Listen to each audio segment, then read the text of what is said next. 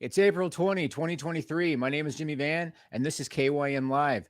My guest shares the same name as a certain controversial R&B singer.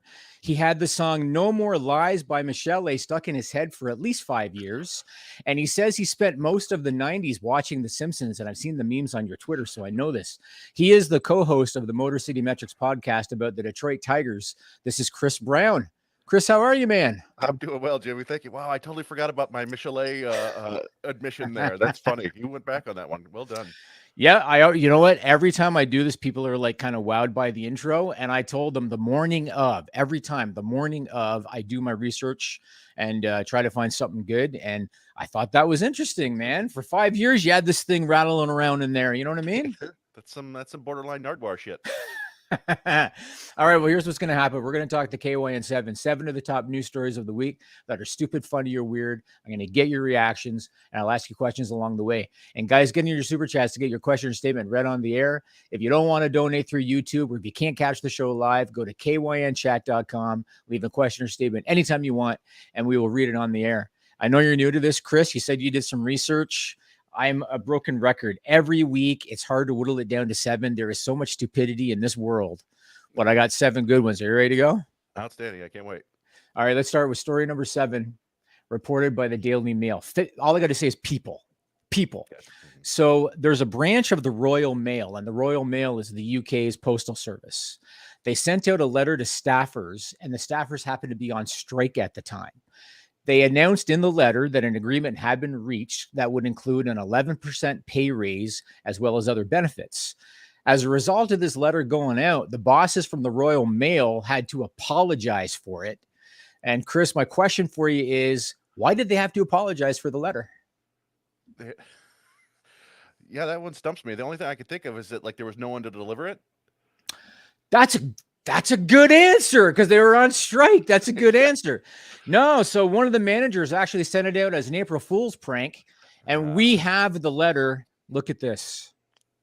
It's kind of hard to see. It's kind of in small print, but that basically, you see the date at the top, April 1st, 2023, red letters, reach an agreement. They've got all the bullet points for all the stuff that they agreed to, supposedly. And the thing that's the shittiest of all is they didn't even have the common sense or the decency to put April Fools on the letter. And so everybody thought it was legit until they came out later and acknowledged that it wasn't. So as you can imagine, the postal workers were really pissed off. They called it completely unprofessional. What's your take on this? Do you think, you know what, it's a harmless joke, or do you think that's a bunch of bullshit? Oh, that's horseshit. It's beyond bullshit. It's horseshit. Yeah, like at first I didn't even realize what you were saying. So it actually was an April Fool's Day joke. I thought it just happened to be on April 1st. Oh, no, man. It was an April Fool's joke. Yeah, that's terrible. You can't mess with people's livelihoods like that. That's awful. Yes. Yeah. Can you imagine? Like I don't even, what goes through somebody, I don't even know. Sometimes I question on this show, Chris, what goes through people's minds, fuck, with this shit? Yeah, I don't know. Yeah, like I said, I thought it was just a coincidence with the date. Like today, until you announced it, I didn't realize that today was 420. And I feel like I should have been more stoned or something. But yeah, no, that's brutal. I can't believe they did that. So for every story that we do, I try to ask a question that's somehow related to it. And so my question for you with this one, have you ever been the cause of or the victim of an April Fool's prank that maybe didn't go over the way it was supposed to? I'm not much of a prankster. I've never had one. I never tried one or had one happen to me, but I've had coworkers who had like their keyboards altered to where, everything they type was backwards and things like that, which seemed like a real pain in the ass. But no, and unfortunately, I've been missed out on any harmful pranks. When I was a kid, I lived in a small town with a local newspaper, and every single year, the main story would be a completely bullshit story on April 1st, and they would always say credit to Lerp Aloof for the story. And Lerp Aloof is April Fool backwards. And every single year, people would call into the local radio station because they believed the story. As absurd as it was, every fucking year, people called into the radio station and they believed it. And that was like 30 years ago. So not much has changed, man. Yeah, I mean, most of the ones I see now are like, so this sports team has signed this player, or traded for this player, or cut this player. And you're like, come on, get out of here with that. I do remember as a kid, people joking that Taco Bell bought the Liberty Bell here in Philadelphia and named it the Taco Liberty Bell, stuff like that, which was that's fine, but yeah, it never happened. Amazing. All right, let's go to story number 6, reported by Loudwire. All right, this is good too. So there's a website called chowcustom.com. Chow Custom. It's an online store that sells Christian items like, clothing and accessories and gifts. They say that the website is run by a group of enthusiastic, artistic people who love using art to spread the message of God. That's what they say about this website. They came under fire recently because they were selling a mug that they thought were centered around Christianity, but it really wasn't. Chris Brown, any idea what was on the mug? Oh boy, I don't know, an upside down cross. You know what? That's probably, probably as bad, or I don't know, it really was. So it was a bootleg version, not even the real thing, a bootlegged version of the logo from the heavy metal band Lamb of God. And we have a pic of the mug. You can kind of see it there on the left there. Now, I got to tell you, I don't know anything about the band and I'm not religious. So I think I would have been in the dark either way. Like, if you saw that, would you know exactly, oh, that's Lamb of God, the heavy metal band? No, I don't think so. Although it has a little bit of that sort of gothic heavy metal feel to it, but I wouldn't think you probably one way or the other. It just depends on if I found it at a Christian store, I'd be like, okay, that's a Christian mug. Right. Yeah. I would have no clue. Well, they didn't do their research, obviously. Fortunately for them, Mark Morton, who is one of the guitarists for the band, he got wind of this and he posted about it on Twitter, but he seemed to be a pretty good sport about it. We got his tweet. Put that up, Joel. So you can kind of see there at the very top, he said, I ain't mad at Jesus. Can't all just be out here bootlegging my shit.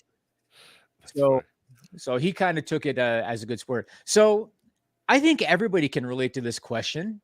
Do you have a favorite cup or mug that is your go-to every single day? You know what? I didn't start drinking coffee until the pandemic, until I was like 40. Really? Yeah. My dad and mom drank it all their life, and then I'm sitting at home. I'm like, I'll start drinking coffee. So I've got like a dozen mugs over the last 2 years. There's one that says Dad Joke Pro that I use a lot. I got a Spider-Man mug, but nothing crazy. Nothing that you go to. So for me, every single day without fail, it's this hubby mug. Every single day. I like it because it's big. This thing could be covered in filth and I will clean it and reuse it. This is my go-to. So that's just how it is, that story kind of reminded me. I don't remember the name of the show, but there was like a wholesome Christian down south show back in the early 70s, and these people performed a song. The song was One Toke Over the Line. And it's a song about like smoking too much weed. But in the song, they say like one toke over the line, sweet Jesus. And they thought it was a religious song. So they performed it. And there's a video of it on YouTube somewhere. I'm sure somebody knows what I'm talking about. But have you ever seen the movie Meet the Parents? I have, yes. Meet the Parents. There's a scene where De Niro is singing Puff the Magic Dragon, and Ben Stiller's trying to explain to him, and De Niro doesn't want to hear it. So, you pothead fucker. Yeah. All right, reminder, guys, get into Super Chats. Have your question or statement read on the air, or if you can't catch the show live, go to kynchat.com, leave a contribution at any time, and we will read your question or statement on the next show. Let's go on to story number 5, reported by the Daily Mail. People again, Chris. People. The worst. So a 38-year-old woman named Rose Robinson was shopping at a Sainsbury's store in the UK. I guess Sainsbury is kind of like a department store or a grocery store in the UK. She spotted a bag of beef jerky, and we have a pic of the bag of beef jerky. Put that up there, Joel. There it was. British Big Daddy beef rump steak beef jerky. Now, Miss Rose Robinson, she found something very wrong with that product, and she let store management know about it. Chris, what do you think was wrong with the beef jerky? Boy, I don't know. I mean, at first was the name. I'm thinking Big Daddy beef rump sounds like something you might find at a club.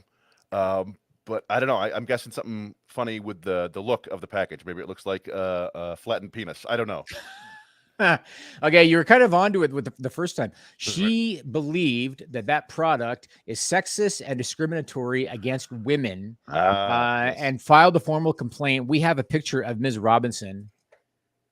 There is Ms. Rose Robinson. Interesting, her name is not Karen.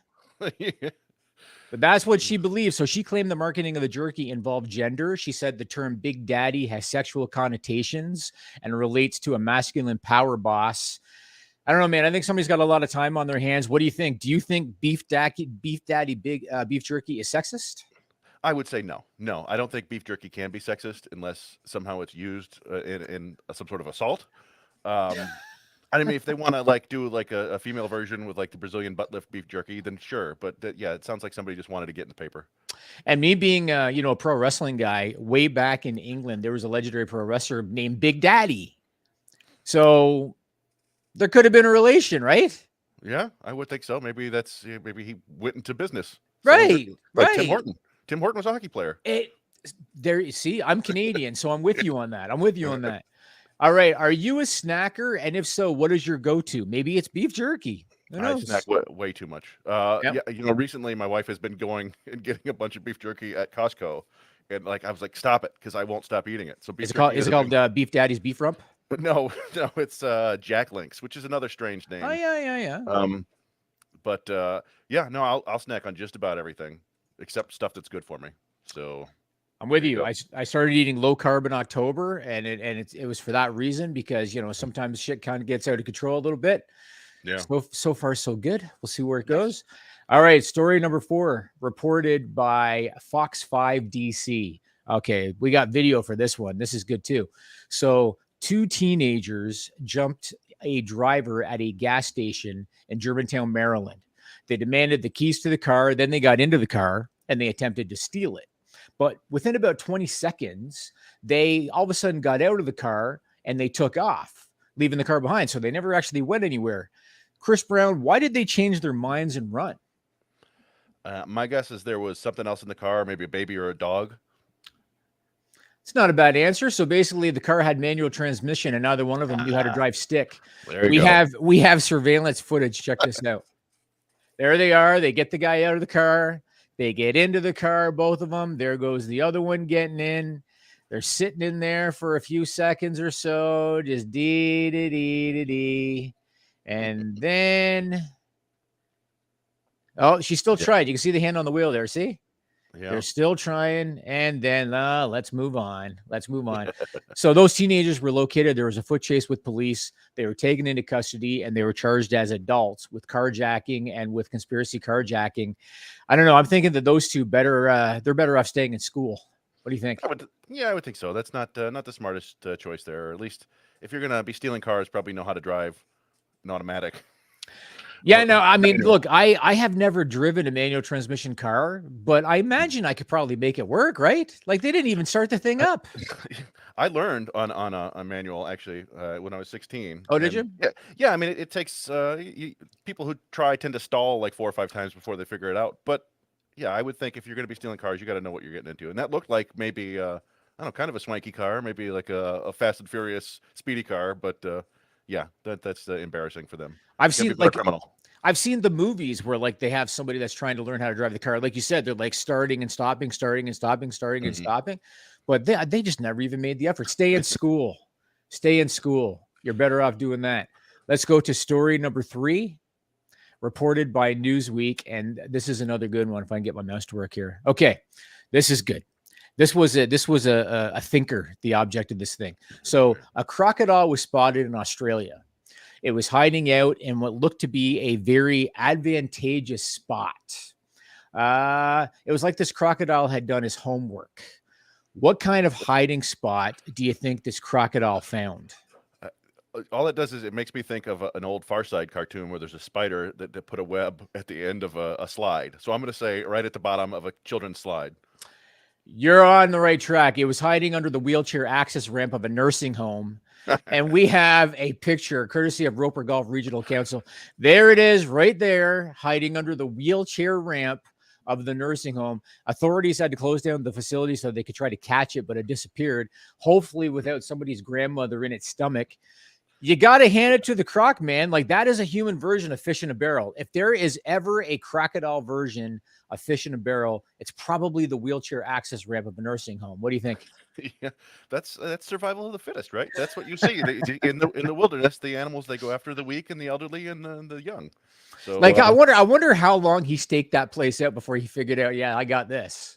Yeah, these things aren't moving fast at all. Yeah, that's study that croc.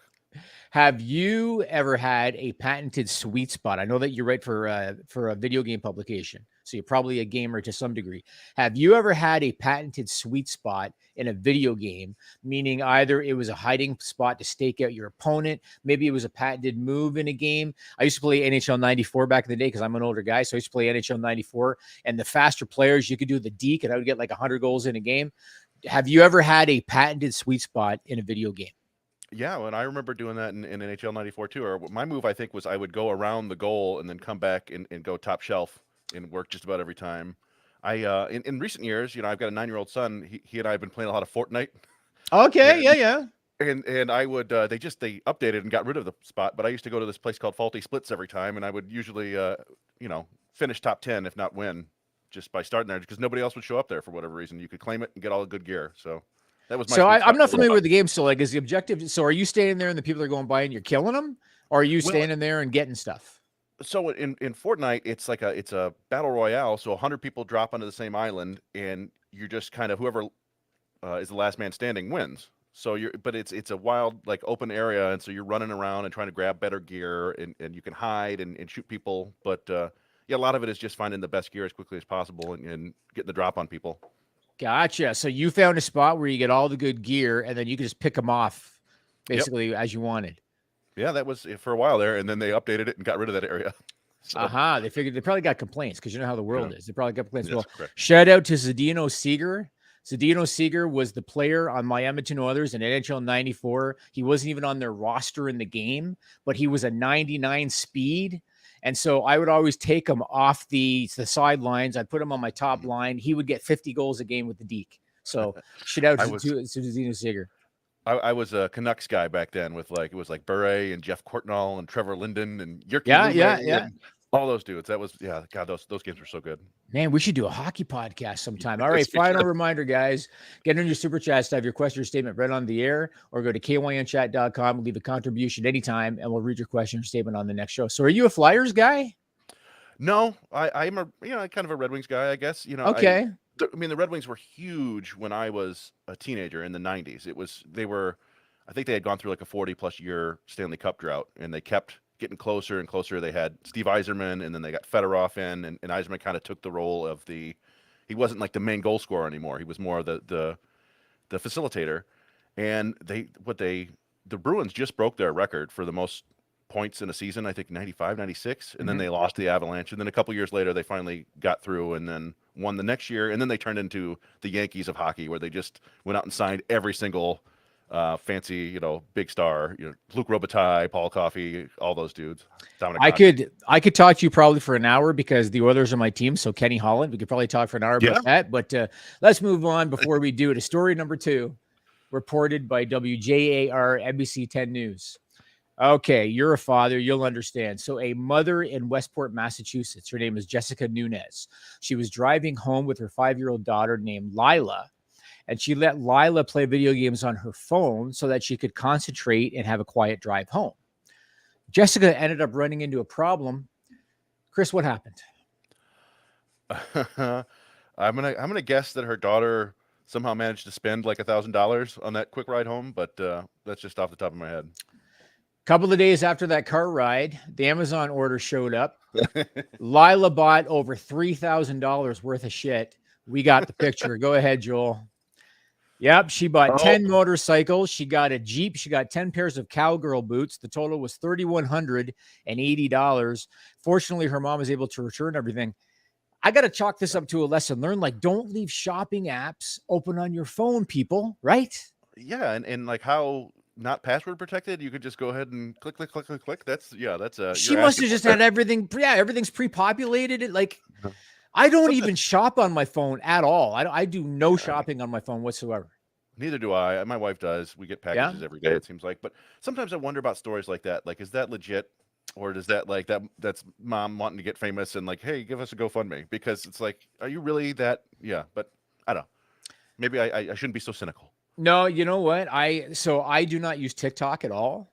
And I know that that's where everybody's kind of going now. I don't use it because I'm convinced that almost all the videos on TikTok are made up. Oh, absolutely. Yep. So I'm totally with you. I saw one just the other day where this guy, he called this girl and he said, "I'm the landlord. I just bought this property. I know that you've been there for a while. I have to increase your rent. Sorry, I have to do it." And she's going on in a Russian accent about, "My brothers are going to fucking slit your throat if you come here." Well, it turned out that was his girlfriend. Yeah. So Yeah. Anybody, anything to get famous for 10 minutes or so. Yep. So, okay. So maybe you can relate to this. Obviously, that mom was a little too obsessed with Amazon, leaving the app open and accessible, like you said, although it could have been made up.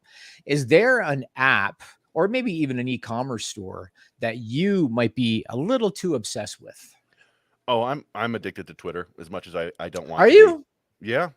I was able to give up Facebook like 5 years ago. I've never really been on Instagram. I'm not on TikTok either. I've tried to give up Twitter a couple times and I can't do it. I don't know why. Really? It's just something about the immediacy and so much like you get like 2 good days on Twitter every year where something like hilarious happens and it's great and everybody's commenting on it. But most of the time it's just nonsense. Yet I can't give it up. And I'd like to, but it also kind of my baseball stuff kind of depends on it. I'm commenting on baseball there all the time. So it's a tough one for me. So I use Twitter a lot too, just for Fightful and for Know Your News. I don't use it for anything personal, but I don't respond to anybody. Like Joel Pearl, who's producing this, will tell you, toxicity is all over Twitter, and people shit on you. And you might even get this for baseball takes. People shit on you for pro wrestling takes. I respond to nothing. Nothing. Well, yeah, I mean that's sort of what I did. As I basically made my Twitter account nothing but baseball. That's why I was amazed you found my old Michelet comment because I totally forgot about that. Like Shandy Pace, kudos to her. It was all her. Shandy. Yeah. Yeah. Thank you, Shandy. All right, let's go to story number 1 now. We're here already. Story number 1, reported by the Metro. We're going to go to Japan for this one because, of course, we are. So we're going to Japan for the final one. Since 1969, people have gathered in Kawasaki near Tokyo for an annual event known as the Festival of the Steel Phallus. Over the last several years, a regular attendee has shown up and they've dressed as a mascot. And the belief is that their costume was inspired by a Japanese children's character called Gachapin, which is a green buck-toothed dinosaur. And we have a picture of Gachapin. That is Gachapin, the children's Japanese character. And so someone's been dressing up, by like Gachapin at the festival. The organizers of this festival now, they have gone public to declare that the mascot showing up at their events is not an official representative of the festival and is not Gachapin. And my question for you, Chris, is why did the organizers feel the need to go public with this? Like, why did they feel the need to say anything at all? That's not the official mascot. The person going to the festival, the person showing up at their festival. Yeah. I don't know. I was looking at that thing and it's vaguely phallic, and I wonder if they're upset that it's green and not more of a skin tone. I don't know. Well, you're on the right track. So the reason that they went public is because the person that is showing up at their festivals, their costume was inspired by Gachapin. It is not Gachapin, and it's a little bit too lifelike. And we have the picture of it. Check this out. There you go. Oh. I mean, it is the Festival of the Steel Phallus after all. Yeah. So don't you think the organizers might have brought this on themselves? Like, what do you think? I do think so. I'm not quite sure what's going on with like I'm a little teapot sidecock. What is that? I mean, I guess they needed to have a hand free for selfies. Maybe. That's true. Selfies with a penis. That's something that we've all been doing since we were about 10. That's yeah. I don't know what it is that sometimes those Asian cultures specifically have some interesting practices around penises and butts. I've noticed that from the old like game shows where they take an enema and see how long they can hold it in. That's I mean, you know what? They're more free, I guess. I guess. You know what I mean? Yeah, I'm not mad at it. It's just different. I mean, I'm in Toronto, Canada. If somebody went to a festival in Toronto, Canada like that, they're getting arrested. That's just how it's going to be. Yeah. All right. So final question for you. What was your favorite children's character or show or cartoon growing up? Oh, man. Well, when I was little, I was way into He-Man. You and I, we have a kinship, man. Yeah. I also was into He-Man when I was a kid. it was Masters of the Universe, I guess, was the name of the Yes. show. But yeah, I mean, I collected all the toys and I watched the cartoons, and I've gone back and looked at them, and boy, were they bad. But Yep. as like By a the 4 or power of 5-year-old, Grayskull. yeah, yeah, I have the power. But Yeah. then, yeah, after that, I was into, I don't know, I got into like DuckTales, I guess, when I was like, 8, 10. I thought that was a fun show. But and then, yeah, moving on as an adult to The Simpsons. Yep. Big into The So, Simpsons. And for me, The Simpsons was there for me too. Like, because the early seasons of The Simpsons. yeah, I mean, well, it's been on for 30 when years. when it started, I was Bart's age, and now I'm older than Homer, and it's weird. How does that feel? Yeah, it's strange. Because I'm there too. I'm there Yeah. too. All right. I want to thank our guest, Chris Brown. Chris, tell the people what you're doing and where they can find you. Well, first, let me thank you, Jimmy. I appreciate you guys bringing me on. You can find me on Twitter at ChrisBrown094. Like I said, I'm mostly talking about baseball. I have a podcast called Motor City Metrics, and then we also have a minor league baseball website and podcast called Tigers ML Report. Tigers Minor League Report, but it's TigersMLReport.com. So that's where you can find me. Amazing. That's going to do it for KYN Live. Tune in next Thursday at 4 o'clock Eastern time for more silliness that's totally real. Until then, bye for now. Thanks for doing this, man. Thanks, Jimmy. Thanks, Joel.